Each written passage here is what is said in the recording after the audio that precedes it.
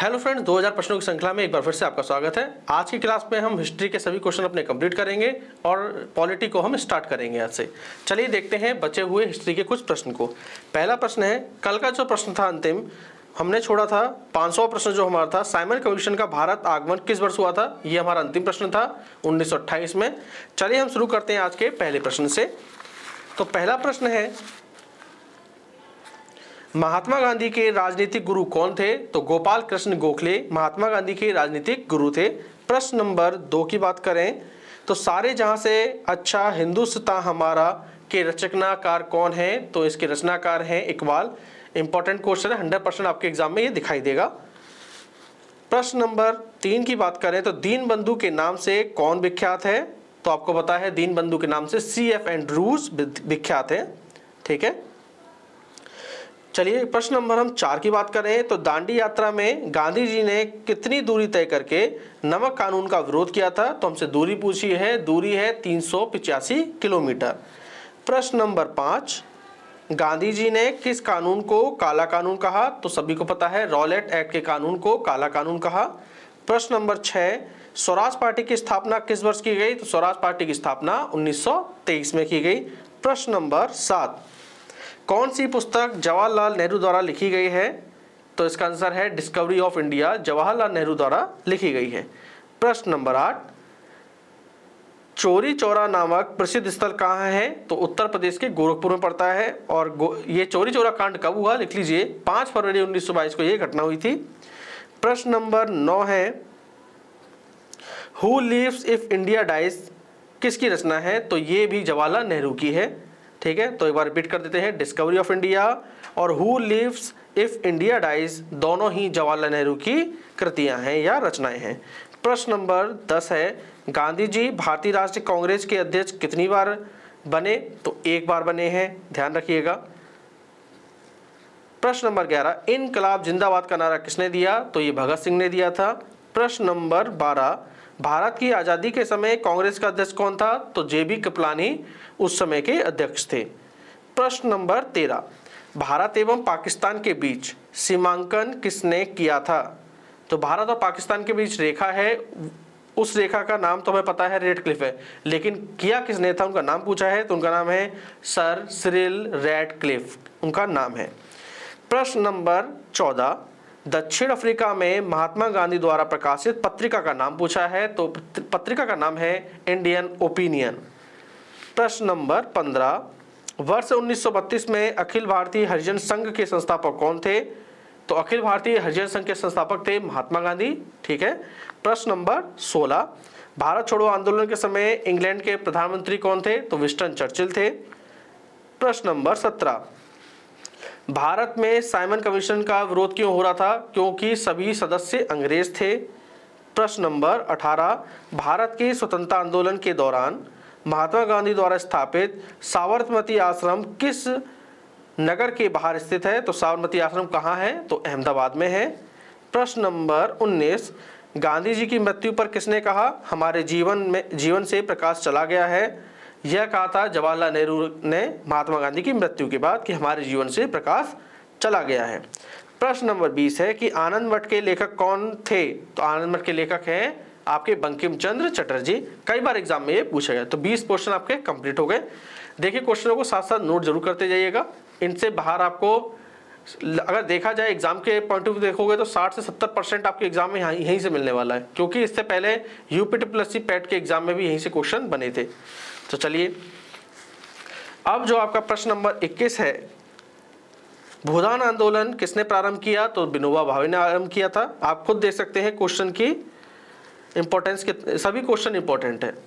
Life divine पुस्तक के लेखक कौन है। तो लाइफ डिवाइन पुस्तक के लेखक हैं अरविंद घोष। प्रश्न नंबर 23 को देखेंगे तो भारत की संविधान सभा किसके अनुसार गठित की गई थी। तो याद रखिएगा कैबिनेट मिशन योजना के अनुसार हमारी भारत का संविधान गठित किया गया था। ठीक है,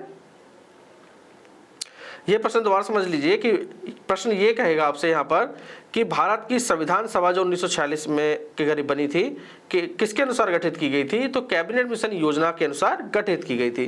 प्रश्न नंबर 24 है, प्रथम भारतीय नोबेल पुरस्कार विजेता का नाम पूछा है, तो आपको पता है रविन्द्रनाथ टैगोर को मिला था 1913 में। किसके लिए? गीतांजलि पुस्तक के लिए, जो उनका नोबेल था। प्रश्न नंबर 25 है, हमारा राष्ट्रीय गीत वंदे मातरम कहाँ से संकलित है? तो आनंद मठ से संकलित है। प्रश्न नंबर 26, भारत का राष्ट्रीय पंचांग किस संवत पर आधारित है? तो शक संवत पर आधारित है। प्रश्न नंबर 27 है, भारत के राष्ट्रीय ध्वज का डिजाइन किसने तैयार किया था? बहुत ही इंपॉर्टेंट क्वेश्चन है। तो मैडम भिकाजी कामा ने राष्ट्रीय ध्वज का डिजाइन तैयार किया था। प्रश्न नंबर 28 की बात करें तो देवदास उपन्यास के रचनाकार पूछा है, तो उसके हैं शरद चंद्र चट्टोपाध्याय, देवदास उपन्यास के रचनाकार। प्रश्न नंबर 29 है, प्रेम पच्चीसी के लेखक कौन है? सभी को पता है प्रेम पच्चीसी के लेखक हैं प्रेमचंद। प्रश्न नंबर 30 की बात करें तो विश्व इतिहास की झलक के रचयिता, विश्व इतिहास की झलक के रचयिता हैं आपके जवाहरलाल नेहरू। अभी हम पढ़ चुके हैं प्रश्न को। प्रश्न नंबर 31 है, 27 दिसंबर 1911 में पहली बार जनगण मन कहाँ पर गाया गया था? तो पहली बार जनगण मन गाया गया था कोलकाता में। प्रश्न नंबर 32 है, भारत में पहला समाचार पत्र किसने शुरू किया? तो जेम्स हिक्की ने शुरू किया, उनका नाम है जेम्स हिक्की। प्रश्न नंबर 33 है, पोस्ट ऑफिस के लेखक कौन है? तो पोस्ट ऑफिस के लेखक हैं रविन्द्रनाथ टैगोर। प्रश्न नंबर 34 है, गोदान किसकी रचना है? तो गोदान प्रेमचंद की रचना है। प्रश्न नंबर 35 है, भारत भारती की रचनाकार, तो भारत भारती की रचनाकार है मैथिली शरण गुप्त। प्रश्न नंबर 36, खिलाफत आंदोलन का प्रारंभ किया था? तो खिलाफत आंदोलन का प्रारंभ किया था अली बंधुओं ने। प्रश्न नंबर 37 है, झंडा गीत किसने लिखा है? तो श्यामलाल गुप्त ने लिखा है झंडा गीत। प्रश्न नंबर 38 है, दुर्गेश नंदिनी उपन्यास के लेखक पूछा है, तो इसके उपन्यास के लेखक है बंकिम चंद्र चटर्जी या चट्टोपाध्याय भी आप कह सकते हैं। प्रश्न नंबर 39 की बात करें तो अमेरिका में फ्री हिंदुस्तान अखबार किसने शुरू किया था? तो तारकनाथ दास ने शुरू किया था। प्रश्न नंबर 40 है, किस भाषा में द इंडियन ओपिनियन पत्र नहीं छपा था? तो ऑप्शन देखेंगे अंग्रेजी, गुजराती, उर्दू और तमिल। देखिए अंग्रेजी, गुजराती और उर्दू, ठीक है, तीनों में ही छपा था, लेकिन तमिल में नहीं छपा था। याद रखिएगा, द इंडियन ओपिनियन जो पत्र है वो तमिल भाषा में नहीं छपा था। छपा किस में था? अंग्रेजी में, गुजराती में और उर्दू में। प्रश्न नंबर 41 है, पत्रकार के कर्तव्य का निर्वहन का पालन करते हुए जेल जाने वाला पहला भारतीय कौन था? तो पहला भारतीय था बाल गंगाधर तिलक।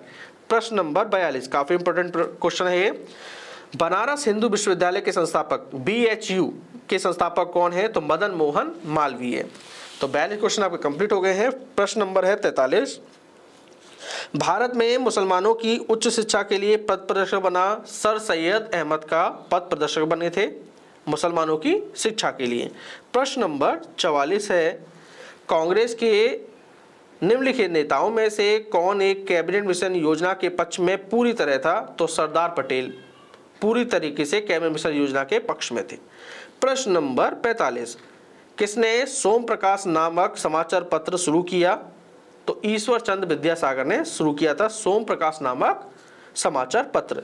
प्रश्न नंबर 46 है आपका, किसने सुबह ए आज़ादी नामक कविता लिखी? तो फैज अहमद फैज ने सुबह आज़ादी नामक कविता लिखी।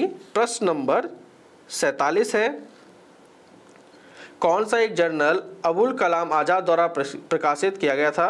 तो अल हिलाल, ठीक है, तो अल हिलाल इनका नाम है, याद रखिएगा। प्रश्न नंबर हम 48 की बात करें तो गोल्डन थ्रेशोल्ड नामक कविता की रचयिता कौन है? तो सरोजनी नायडू। प्रश्न दोबारा सुन लीजिए, प्रश्न नंबर 48, गोल्डन थ्रेशोल्ड नामक कविता संग्रह की रचयिता हैं सरोजनी नायडू। तो देखिए प्रश्न 48 कंप्लीट हो गए और हिस्ट्री के लगभग जो इंपॉर्टेंट क्वेश्चन बन सकते थे, लगभग 550 प्रश्न बने हैं, वो हमने कंप्लीट कर लिए अपने। अब आज से हम संविधान अपनी पॉलिटी को स्टार्ट करेंगे। तो अभी प्रश्न नंबर 49 से स्टार्ट करते हैं। तो प्रश्न नंबर 49 लिखिए, रेगुलेटिंग एक्ट पारित किया गया था तो 1773 में। प्रश्न नंबर 50 आज का, तो महारानी विक्टोरिया को भारत की सामग्री के रूप में कब नियुक्त किया गया? तो 1858 में नियुक्त किया गया था। प्रश्न नंबर 51 है, मार्ले मिंटो सुधार बिल किस वर्ष में पारित किया गया? तो 1909 में पारित किया गया। प्रश्न नंबर 52 है, 1946 का कैबिनेट मिशन 3 मंत्रियों से गठित था। उनमें से कौन नहीं था? ऑप्शन से देखेंगे, लॉर्ड पैथिक लॉरेंस थे, बिल्कुल लिख लीजिए। देखिए कौन कौन थे, लिखा देते हैं उनके नाम, लिखिए। कैबिनेट मिशन में जो 3 मंत्री द्वारा गठित हुआ था उनके नाम लिखिए, लॉर्ड पैथिक लॉरेंस, दूसरा लिखिए A.V. अलेक्जेंडर, तीसरा लिखिए सर स्टेफर्ड क्रिप्स। ये 3 व्यक्ति थे। और कौन नहीं थे? तो लॉर्ड एमरी जो ऑप्शन में दिया है वो नहीं है। ठीक है। प्रश्न नंबर 53 है, भारत का संविधान लागू होने तक स्वतंत्रता के पश्चात इसका शासन किसके अंतर्गत चलाया गया? तो 1935 का भारत सरकार अधिनियम जो था उसके अनुसार चलाया गया था। प्रश्न नंबर 54 है, भारतीयों को वर्ष 1947 में सार्वभौम सत्ता सौंपने की योजना किस नाम से जानी गई? तो वो माउंटबेटन योजना के नाम से जानी गई थी। प्रश्न नंबर 55 है, संविधान सभा के गठन की मांग सर्वप्रथम 1895 में किसके द्वारा की गई थी? तो संविधान सभा के गठन की मांग सर्वप्रथम 1895 में बाल गंगाधर तिलक द्वारा की गई थी। प्रश्न नंबर 56, भारत की संविधान सभा किसके अनुसार गठित की गई है? तो याद रखिएगा कैबिनेट मिशन योजना के अनुसार भारत की संविधान सभा गठित की गई है। प्रश्न नंबर 57 है, संविधान सभा में किस देशी रियासत ने भाग नहीं लिया था? तो हैदराबाद ने भाग नहीं लिया था, याद रखिएगा। प्रश्न नंबर 58 है, B.R. अम्बेडकर का संविधान सभा में निर्वाचन हुआ था, किस जगह से निर्वाचन हुआ था इनका? पश्चिम बंगाल से निर्वाचन हुआ था। कई बार ये प्रश्न एग्जाम में आपसे पूछा गया है। प्रश्न नंबर 59 है आज का, भारतीय संविधान को किसने बनाया? तो भारतीय संविधान को संविधान सभा ने बनाया, याद रखिएगा। प्रश्न नंबर 60 है, भारतीय संविधान, या आप ऐसे कह सकते हैं संविधान सभा का प्रथम अधिवेशन कहाँ हुआ? तो संविधान सभा का जो प्रथम अधिवेशन था वो दिल्ली में हुआ। प्रश्न नंबर 61 है, संविधान सभा के उद्घाटन अधिवेशन की अध्यक्षता किसने करी? तो अध्यक्षता की थी सच्चिदानंद सिन्हा ने। ठीक है, याद रखिएगा, संविधान सभा के जो उद्घाटन अधिवेशन की अध्यक्षता की थी वो सच्चिदानंद सिन्हा ने की थी। प्रश्न नंबर 62, संविधान सभा की प्रथम बैठक कब बुलाई गई? तो 9 दिसंबर 1946 को बुलाई गई। प्रश्न नंबर 63 है, संविधान सभा के अस्थायी अध्यक्ष कौन है? तो अभी हमने पढ़ा है सच्चिदानंद सिन्हा, तो ये अस्थायी अध्यक्ष थे। ठीक है, जिन्होंने 9 दिसंबर 1946 की बैठक में अध्यक्षता की थी। प्रश्न नंबर अगर बात करें तो प्रश्न नंबर हमारा है अब 64। प्रश्न नंबर 64 है, संविधान सभा के स्थायी अध्यक्ष कौन थे? तो संविधान सभा के स्थायी अध्यक्ष थे डॉक्टर राजेंद्र प्रसाद। प्रश्न नंबर 65, भारतीय संविधान की प्रारूप समिति का अध्यक्ष कौन था? सभी को पता है B.R. अम्बेडकर प्रारूप समिति के अध्यक्ष थे। प्रश्न नंबर 66 पूछा है हमसे, संविधान सभा के जो प्रारूप समिति के सदस्यों की संख्या कितनी थी? तो प्रारूप समिति के सदस्यों की संख्या थी 7। प्रश्न नंबर 67 है, संविधान की प्रारूप समिति के समक्ष प्रस्तावना का प्रस्ताव किसने रखा था? तो देखिए, प्रस्तावना का जो प्रस्ताव रखा था वो रखा था जवाहरलाल नेहरू ने। ठीक है। प्रश्न नंबर 68 लिखिएगा, संविधान सभा में उद्देश्य प्रस्ताव किसने प्रस्तुत किया? तो अभी हमने पढ़ा है जवाहरलाल नेहरू ने प्रस्तुत किया था, बिल्कुल सही है। प्रश्न नंबर 69 है, संविधान निर्मात्री सभा में झंडा समिति के अध्यक्ष कौन थे? तो झंडा समिति के अध्यक्ष थे JB कृपलानी, याद रखिएगा इस बात को। प्रश्न नंबर 70 है, संविधान सभा ने संविधान को अंतिम रूप से किस दिन पारित कर दिया था? तो संविधान सभा ने संविधान को अंतिम रूप से पारित कर दिया 26 नवंबर 1949 को। ठीक है। प्रश्न नंबर 71 है आपके लिए कि संविधान के निर्माण में संविधान सभा जो है उसको कितना समय लग गया था? तो समय लगा 2 वर्ष 11 माह 18 दिन का समय, सभी को मालूम है ये प्रश्न। प्रश्न 72 की बात करें, किस दिन से संविधान सभा का अंतरकालीन संसद के रूप में आविर्भाव हुआ? तो 26 जनवरी 1950 को, ठीक है, संसद के रूप में इसका आविर्भाव हुआ था। प्रश्न नंबर 73 है, भारतीय संविधान के लिए मसौदा तैयार करने वाली समिति का अध्यक्ष कौन था? तो आपको पता है B.R. अम्बेडकर, बिल्कुल सही जवाब है। प्रश्न नंबर 74 है, भारतीय संविधान के किस भाग को उसकी आत्मा कहा जाता है? तो प्रस्तावना को भारतीय संविधान की आत्मा कहा जाता है, याद रखिएगा। प्रश्न नंबर 75 है, भारत है एक, तो ऑप्शन देखना पड़ेगा, धर्मनिरपेक्ष राष्ट्र, हिंदू राष्ट्र या हिंदू मुस्लिम राष्ट्र या कोई नहीं। इंपॉर्टेंट प्रश्न है, तो आपको याद रखना है भारत एक धर्मनिरपेक्ष राष्ट्र है। प्रश्न नंबर 76 की बात करें कि धर्मनिरपेक्ष का क्या अर्थ है? देखिए, धर्मनिरपेक्ष का अर्थ होता है सभी धर्मों का महत्व स्वीकार करना, सभी धर्मों का महत्व को स्वीकार करना ही धर्मनिरपेक्ष कहलाता है। प्रश्न नंबर 77, भारत एक गणतंत्र है, सभी को मालूम है। अब हमसे पूछा है इसका अर्थ क्या होता है। देखिए, गणतंत्र का मतलब होता है जहां पर वंशानुगत शासक नहीं हो, ठीक है, यानी कि वंश नहीं आगे कोई बन सकता, यानी कि चुना हुआ कोई भी व्यक्ति बन सकता है लेकिन उसका वंश नहीं बन सकता, ठीक है। जैसे राजा महाराजा एक तरह होता था, जैसे राजा का बेटा जो होता था वही बनता था, शासन चलाता था, लेकिन अब ऐसा नहीं है, ठीक है। अब प्रश्न नंबर 78 है, समाजवाद का क्या अर्थ है। तो समाजवाद का अर्थ होता है सामाजिक न्याय।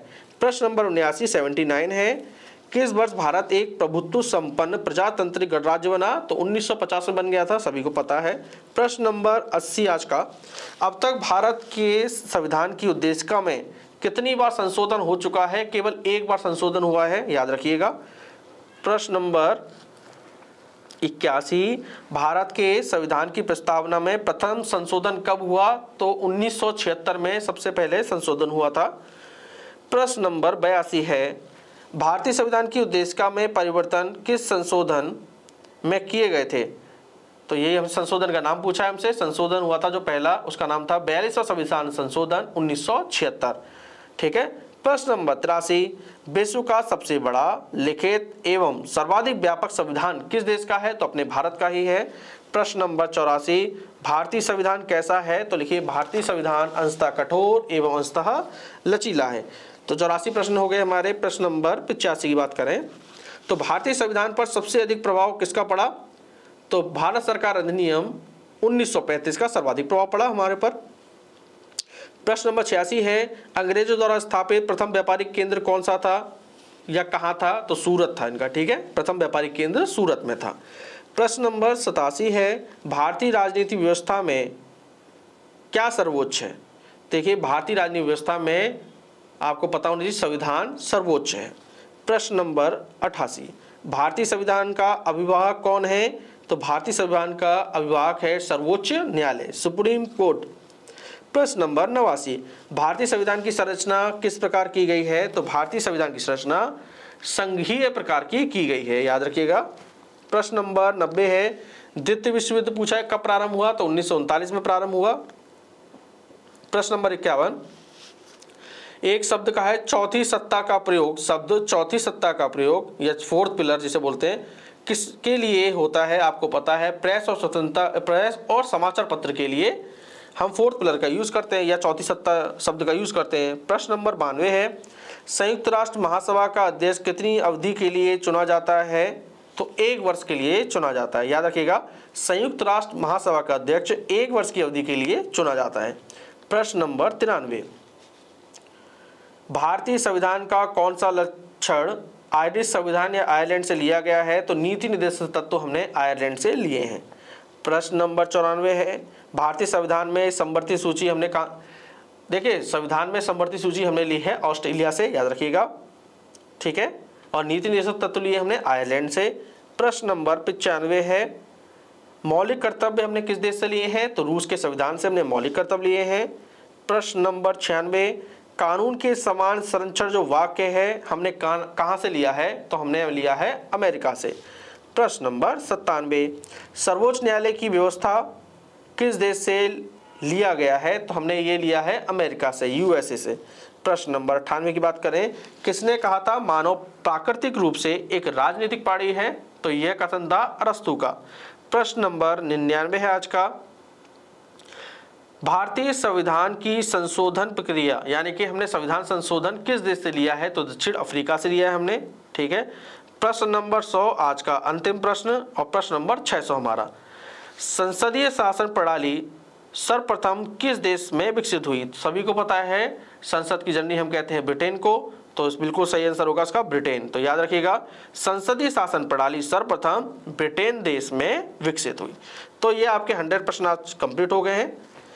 दोस्तों, आपसे एक रिक्वेस्ट है, अगर आपको क्लासेस पसंद आ रही हों तो प्लीज़ इस चैनल को सब्सक्राइब जरूर करें